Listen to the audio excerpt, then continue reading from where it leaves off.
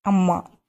அம்மா என்றால் ஓர் அம்மாதான். உன் அம்மா, என் அம்மா என தனித்தனி அம்மாக்கள் கிடையாது.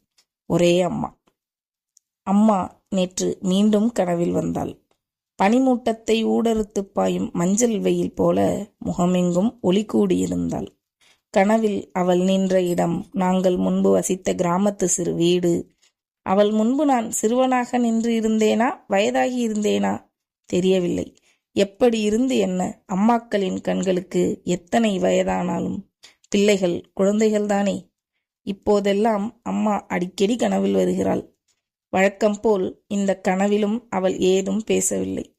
ஒரே புன்னகை, ஒரே ஒரு புன்னகை.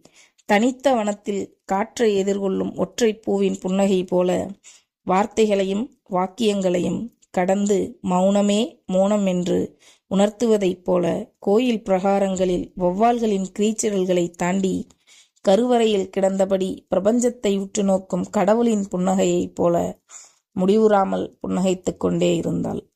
அம்மாவை நோக்கி நான் நடந்து அவள் கைகளை பிடிக்க